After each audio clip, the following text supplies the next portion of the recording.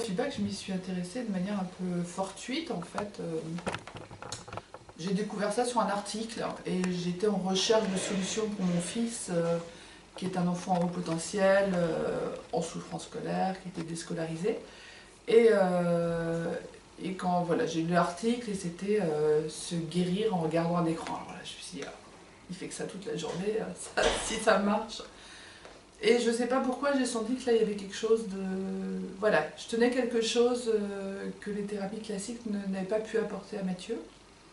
Et je crois que le jour même, hein, c'était un samedi, j'ai dû appeler le numéro. À l'époque, moi j'habite en Ille-et-Vilaine, hein, donc à l'époque il fallait aller jusqu'à Vannes, il n'y avait personne d'autre qui faisait du neurofeedback, qui était praticien. Et voilà, j'ai rencontré Laurent Leduc à ce moment-là, et Mathieu a eu quelques séances, et alors ça a été... quelque chose s'est apaisé en Mathieu. Quelque chose, voilà, toute la colère accumulée d'années de souffrance est tombée en quelques séances. Tout n'était pas résolu hein, au bout de 3 séances, mais il s'était passé quelque chose d'important. Euh, et qui avait apaisé du coup complètement la famille. Enfin voilà, moi j'ai... Ça a été vraiment un moment où je me suis dit, oh, ça y est là...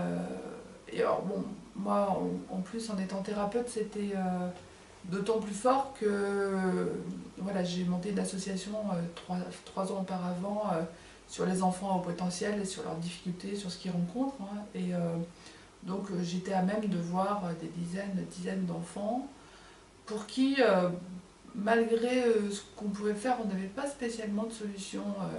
Voilà, certains, on arrivait avec des thérapies que je pratique à les aider, mais passé un certain stade, voilà, on était un peu inefficace, on ne savait pas trop comment faire, particulièrement sur les phobies scolaires, les déscolarisations, tout ce qui était aussi dysgraphie, dyslexie, etc. C'était, voilà, on n'avait pas forcément d'outils. Alors, on sait les diagnostiquer, on sait, etc. Mais voilà, les aider, ça, c'était une autre histoire. Et je me suis dit, il faut absolument quelqu'un qui travaille à Vitré avec cette technique-là. C'est pas possible, on peut pas, je ne vais pas envoyer les gens faire 200 km. Voilà, les parents qui avaient des enfants au potentiel, voyant l'évolution sur Mathieu, ont été très intéressés. Donc on a travaillé beaucoup sur les enfants au potentiel. D'autres cas, mais voilà, 80% des patients qu'on a vus étaient quand même des enfants, adolescents ou adultes à haut potentiel.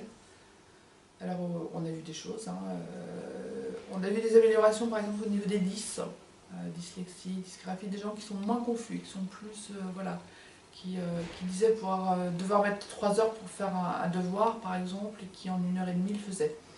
On a vu des cas d'oncoprésie, d'enfants qui n'arrivaient pas à retenir leur sel, enfin d'enfants, d'adolescents, hein, 13-14 ans. C'était pas à l'origine en plus ce qu'on espérait soigner avec eux. Il y avait des 10 à côté. Et c'est ce qui a sauté en premier avec 2 ou 3 séances. Donc on a eu d'autres, des cas d'énurésie aussi. Globalement, ce qu'on va retrouver, c'est du calme. Vraiment du calme. Un enfant au potentiel, dans un tiers des cas, c'est un très bon élève. C'est celui qu'on imagine, hein, c'est Hermione dans Harry Potter. Et puis dans les 2 autres tiers, c'est une toute autre histoire. Donc il y a l'élève qui est plutôt moyen. Alors il excelle dans 1 ou 2 matières, et puis voilà, ça va pas si mal que ça. Le reste c'est un peu moyen, mais il passe de classe en classe. Et puis il y en a un tiers qui sont complètement, eux, en échec scolaire. Alors évidemment, ça va produire à l'âge adulte des choses terribles. Mais pas que pour ceux qui ont été en échec, c'est ça le paradoxe. C'est-à-dire que ceux qui ont été en échec, finalement, voilà, il y a un manque de confiance en eux, il y a souvent un professionnel raté, mais on va les voir se rattraper des fois grâce à la formation professionnelle qui est plus condensée, qui fait qu'ils s'ennuient moins en fait, hein, et qui est pratique. En fait, contrairement à ce qu'on pourrait imaginer, c'est pas des enfants qui aiment la théorie, c'est des enfants qui aiment l'application des choses. Et donc voilà, et moi j'ai quand même l'occasion de voir énormément de petites Hermiones, hein, de filles, particulièrement les filles d'ailleurs, en réussite. Alors ouais, elles sont en réussite scolaire, professionnelle, mais humainement elles tiennent à peine debout.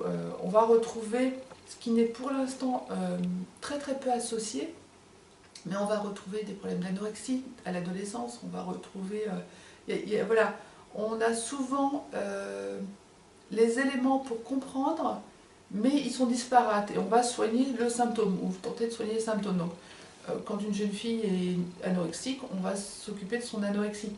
Alors qu'en fait, pour moi, sans doute dans 2 tiers des cas, c'est une enfant au potentiel. Et c'est d'abord ça, le centre c'est d'abord ça. Alors on va trouver des problèmes de sommeil chez eux, on peut trouver des anorexies, on peut trouver des boulimies, on peut trouver des dyslexie, etc. Des troubles du comportement, hyperactivité, troubles du comportement par rapport au monde adulte aussi, hein, à leurs camarades. Donc on va retrouver du harcèlement, parce que leur différence va être perçue par leurs camarades. Et parfois leur côté un peu intransigeant, ça se fait pas perfectionniste. Ben voilà, tout ça, c'est des symptômes qu'on ne va pas associer forcément à haut potentiel, parce que le haut potentiel c'est associé à une réussite scolaire, ce qui est quand même pas le plus fréquent. Et voilà, c'est ce faisceau de choses qui doit nous faire nous poser la question. Ça ne veut pas dire que c'est ça, mais c'est criminel de ne pas se la poser. Le taux de... on estime que un adolescent sur 2 qui se suicide à l'heure actuelle, c'est un enfant à haut potentiel. Alors qu'ils sont a priori que 2, 3, 4% de la population. Donc c'est dramatique. C'est de la non-assistance à danger de ne pas y penser. Un psychologue, pas n'importe lequel, quelqu'un de bien formé, pourrait effectivement poser ce diagnostic à travers un bilan. Enfin, c'est pas un diagnostic, c'est un état. Et on fait des conférences aussi. Chaque année, on organise une journée de conférences. Et là, à partir de janvier-février, là, on va mettre en place de manière beaucoup plus fréquente des ateliers de rencontres pour les enfants, les adolescents, mais aussi les jeunes adultes qui sont très très demandeurs, et voilà, les adultes également, adultes pour eux-mêmes, mais en tant que parents aussi. Et puis les familles dans leur sens large, parce que ce que décrivent souvent les parents d'enfants au potentiel, c'est on n'est pas compris par notre entourage. On nous dit oh là là, tu fais bien les manières, il est qu'à faire comme tout le monde. Ben, il ne fonctionne pas comme tout le monde, donc c'est pas possible. Histoire de connaissance, c'est-à-dire qu'on a toujours peur de ce qu'on ne connaît pas, on trouve toujours ça ridicule, voire dangereux, enfin voilà, puis un jour ça devient normal. Mais en attendant, ben, il faut travailler beaucoup. On travaille avec l'éducation nationale, hein, donc ça c'est pareil, hein, c'est un travail de longue haleine, on travaille avec les élus, on essaie vraiment avec les thérapeutes, et puis on voit les choses bouger, hein. On voit des enseignants qui il y a un an ne voulaient même pas en entendre parler, et qui aujourd'hui nous envoient d'autres familles en suspectant un haut potentiel. Mais c'est l'histoire de tous, c'est pas que l'histoire de l'association, ça c'est important, parce que il faut que les thérapeutes, il faut que les enseignants, il faut que les familles bougent. Les enfants en ont besoin. On va trouver, normalement l'école, en tout cas dans l'éducation nationale, se veut inclusive. Donc ça veut dire qu'aujourd'hui, on va inclure tout le monde dans la classe. C'est aux enseignants de s'adapter. Donc ça veut dire qu'on va inclure du handicap physique, psychologique, on va inclure des enfants au potentiel. Après, c'est s'adapter. On demande beaucoup aux enseignants, il faut reconnaître que c'est pas si simple que ça. Et que des écoles, alors on va trouver le centre Zebra à Marseille, hein, duquel on s'inspire, mais qui n'est pas une école. On va trouver quelques écoles privées sur Paris, sur Nice. C'est à double tranchant, parce que c'est des enfants qui sont ils sont très perfectionnistes. Donc il y a ceux qui sont hyper réussites, il y a ceux qui ne le sont pas. Donc si on les met tous dans le même endroit, dans le même moule, ils risquent d'aller à l'explosion. Puis alors ils sont compétitifs, donc ça risque de monter, mais c'est aussi au détriment d'un équilibre émotionnel. Donc il faut être très très prudent. Et puis les expériences qui ont été faites au Québec par exemple démontrent que c'est pas forcément une bonne idée, parce que on va retrouver une espèce de cocon protecteur comme ça, toute le primaire, collège, lycée. Et puis arrivé en études supérieures, le cocon va tomber.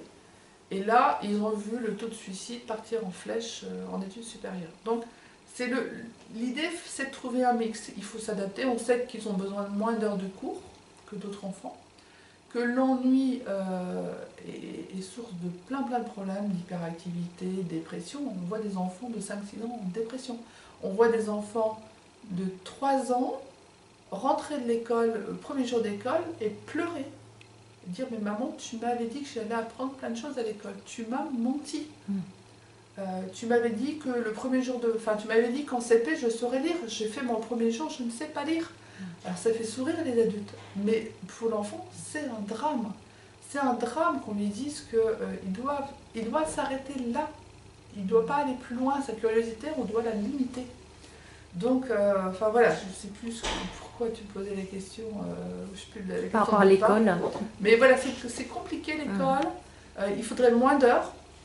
Parce que s'adapter à des gens qui fonctionnent différemment, ça demande beaucoup d'énergie. Donc c'est des enfants qui sont parfois adorables à l'école, qui ne posent aucun problème, mais qui sont explosifs à la maison. Donc alors les enseignants et les parents ne parlent jamais du même enfant.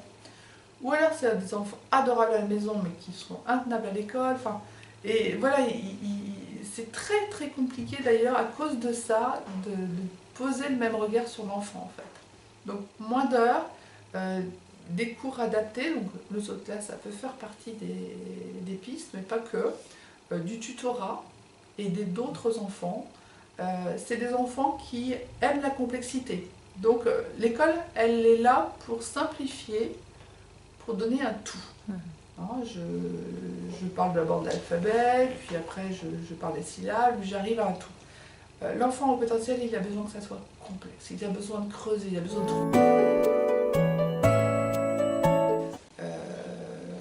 Addiction, alors par exemple mon fils aîné a servi de cobaye. Il a servi de cobaye pour les premiers essais de Mathieu avant qu'il tombe sur de vrais patients. Et bien en fait il a arrêté de fumer sans le chercher. Au bout de combien de séances? Il en avait fait 3-4.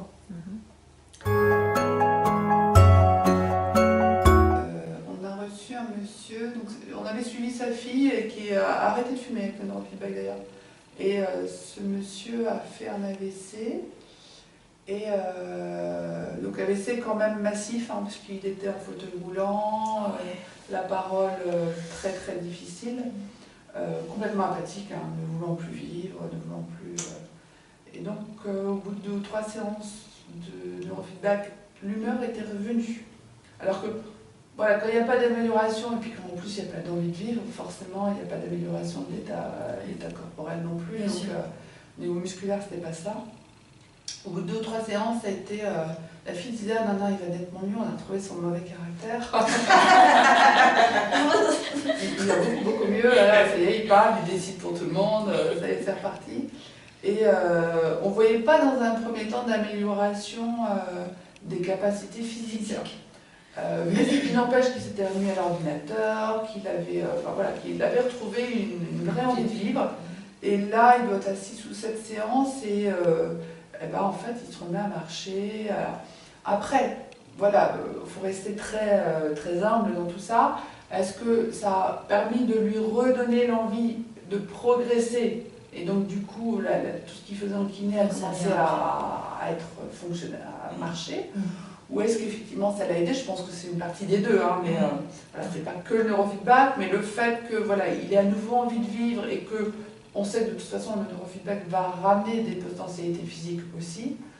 Bon, donc, ça voilà. suffit à mettre en route la machine, quoi. Ouais, plutôt une très jolie histoire.